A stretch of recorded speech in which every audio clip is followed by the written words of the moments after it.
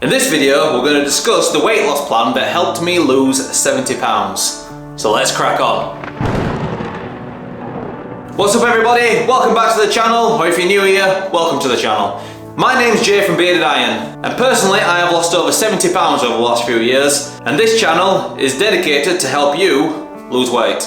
I've had quite a lot of comments over the last few videos asking what plan did I follow, how much did I eat, do I mostly do cardio, do I lift weights, how often do I lift weights, and how often do I train? Now as you can appreciate, this is a lot of questions to try and answer, so I'm going to get it all out there in this one video. So step one is a basic understanding of weight loss. Exercise is not necessary to lose weight. All you need is a calorie deficit. But saying that, exercise helps us get into that calorie deficit. But exercise also helps us physically, mentally, and has a lot of health benefits too. So folks, I'm going to break it down very simply. Exercising burns calories. Your body needs calories to survive. If I laid in bed all day and didn't move, my body would require around 1600 calories just to stay alive. This is known as your BMR, which is your base metabolic rate. Essentially, that's a number based on your height, weight, and age that determines how many calories your body needs just to stay alive. So if you start moving, climbing stairs, walking to your car, walking to the office, or exercising, that number increases significantly.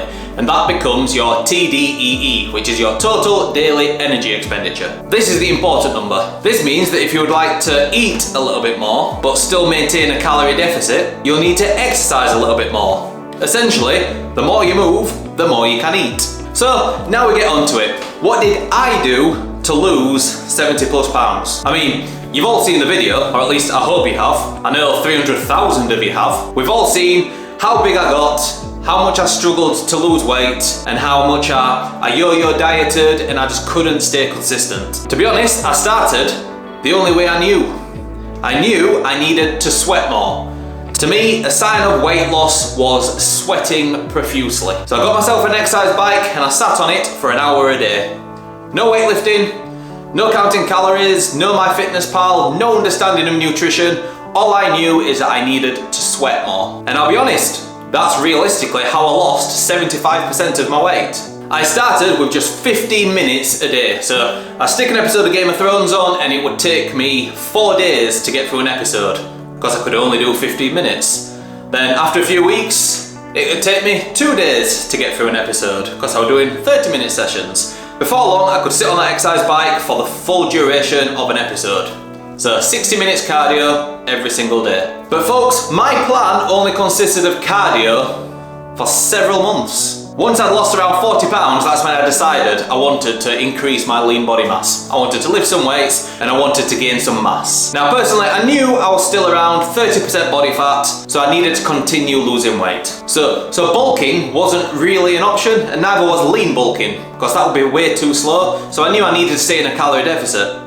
But lifting weights, when you're brand new to it, you can still build a little bit of muscle. But I knew, because I was on a calorie deficit, I couldn't build a lot of muscle. But what I could gain during my deficit would help increase my BMR. And that's because, as we discussed earlier, your body needs calories just to stay alive. And the more muscle you've got, the more calories your body needs to use. So that's when I started to incorporate a full body workout into my routine. Now the one I used was the Buff Dudes beginner full body workout. It essentially consists of all the big compound movements performed every other day. It's mainly squats, rows, bench press, shoulder press, and variations of all the above 3 days a week. A simple beginner workout is great because it doesn't overcomplicate things and it doesn't mean you get overwhelmed. And it's easy to track and to progress. So if you're new, I recommend finding yourself a good beginner's program. Don't just go to the gym and throw weights around without any clear direction. It's pointless. These programs are tried and tested and they have proven results. Now I started seeing strength gains, which was great because it gave me a new goal. And goals are what drives us. So the goal was to lose weight.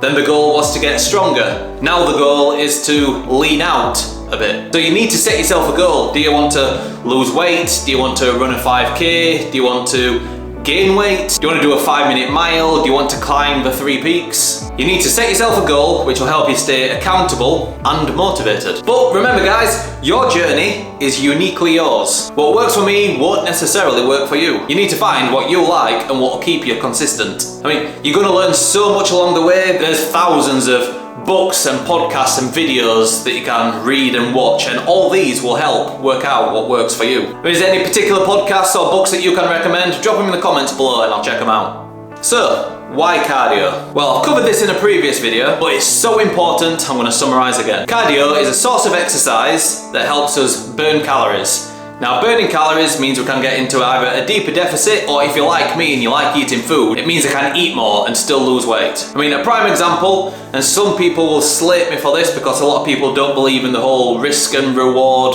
system, but if I'm going out on a night and I'm going to have a few beers and a couple of pizzas with my mates, I'll jump on the treadmill and I'll do a little bit more on the treadmill that morning, which means I can eat more later in the day and still maintain my total deficit over the week. Now, that's okay for me because I love running on the treadmill, but you need to find the cardio that you love. Is it five-a-side football? Is it playing tennis? I mean, even golf, as long as you're walking between the holes and you're not on the little golf buggies. Now, even if you hate cardio, hopefully you'll stick with it, as the benefits are insane. Obviously there's a calorie burning side, but it's also helpful for you both physically and mentally. If I get my cardio in before work, I am so much more positive and so much more efficient on a morning. Once I've got those endorphins running through me, I am so much more productive. It keeps my mind in the right place compared to the days that I don't hit the treadmill. So, let's move on to weightlifting. You only need to walk into a supermarket and see the magazine racks with all the front covers, you know, guaranteed ripped abs in 30 days if you buy that magazine. You know, they'll all tell you that their workout is by far the best workout. I can tell you right now, the average person who doesn't want to perform on stage or get into a bodybuilding contest doesn't have to make weightlifting complicated.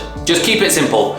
There's full body workouts, there's upper and lower, there's push-pull legs, or there's the bro split. They all work. At the end of the day, your muscles are going to be put under tension, so they're going to adapt. And when they will adapt and come back bigger and stronger. Now personally, I do a bro split. My split is shoulders and biceps on day 1, legs on day 2, rest on day 3, chest and triceps on day 4, back on day 5, rest on day 6, and then start again with shoulders and biceps on day 7. Personally, I choose a bro split because I find that I can get in and out of the gym faster, which means I'll have more time for cardio, but also I find only concentrating on one muscle group at a time, I get a lot better mind-muscle connection. But again, you need to do what works for you. So find the split, what works for you and that you can do consistently.